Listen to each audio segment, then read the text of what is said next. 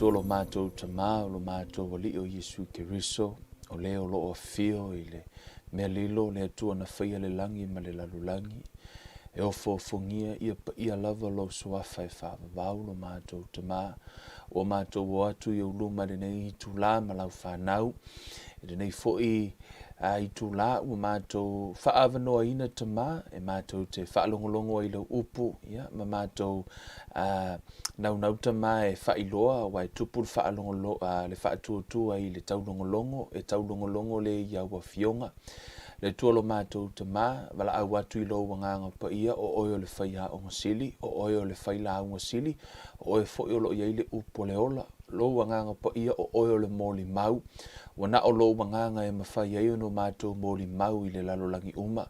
Ta maa lo wanganga pa ia e whetalai, moli mau le nei a whiawhina atia le tangata, au mea mawhauwhaunga o la ua fio le manatu ke riso i au mato manatu ai, ia whaapiona la unga ina lau upu i alu ma le mana ta maa, whaalongolongo ai lau whanau i ai le ola, o toi le ola i se isi o moomia, ai meisio se whaamoe moe ta maa i se isi wa whaavaivaia, whaamanuia o e ta maa i lau upu le nei a whiawhi, ma nei tu la, ono le suafa o Yesu Keriso wa ole ma wala awa tuai nei.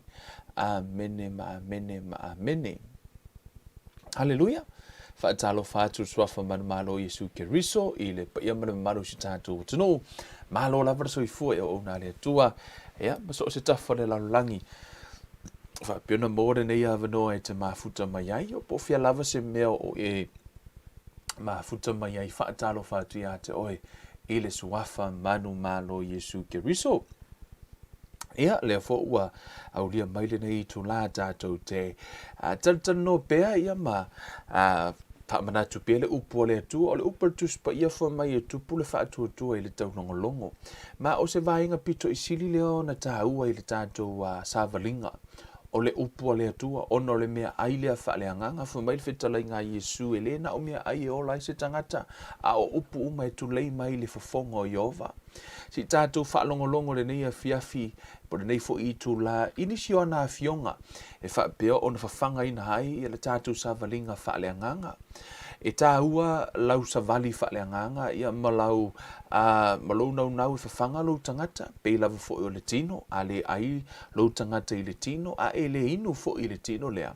Ia e le te meoti e le tino lea, pe a tātou le tausia le lei, ma le, tausia leo tātou tino ma ina i soifua malolo ina. E i fo le teimi, e iai fo i le tūlanga tātou te tau mamawhai ma tātou a ai i mea ai le soifua malolo ina ia si whaneta inga o mea ai lolo, o mea ai sua malia, o sukalaki, o mea ia, o le telo nisi o mea tausami ma mea ai.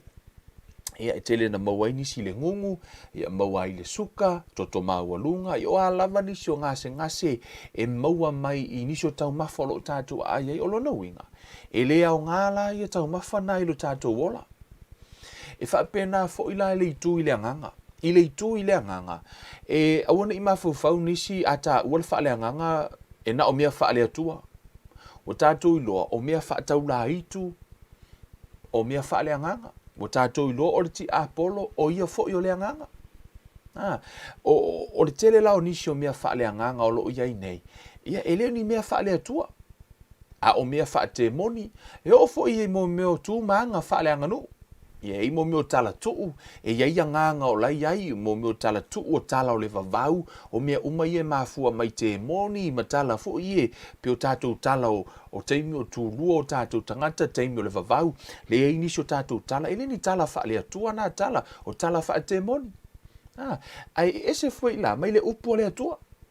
Amene, o le upu ia le atua, a whawhanga lao tātou tangata i le upu o le atua, o lai whawhanga i le anganga, ia po le anganga sao, ia po le upu mai le whawhonga o le atua tātou te ai, a tātou ai fo i lai upu, ia matala o le vavau ma me whawhanga i nei o tātou tangata. O lona winga, o la fo i whawhanga tātou i mawhauwhaunga ma manatu maala.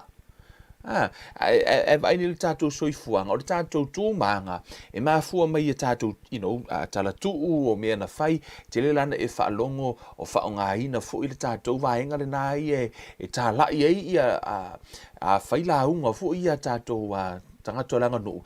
Ia na mai fo i leo tala o le vavau, tala o i tūlua e tamu whai au mai e sea o onga. E le tutusa la, ia ma le upu le atua. O le upu la le atua, pe no whai atu. O ata ua fo i mea ai whaaleanganga, e le na o ni mea ai le lei. E iai mea ai whaaleanganga e le soifua maloloina mo oe. E iai nisi o mea e le tatauana e whaalongo ai. Te leo nisi o mea nei te whawhangaina i lo tangata i le vaitaule nei, e le tala whiangai mo lo wola whaaleanganga.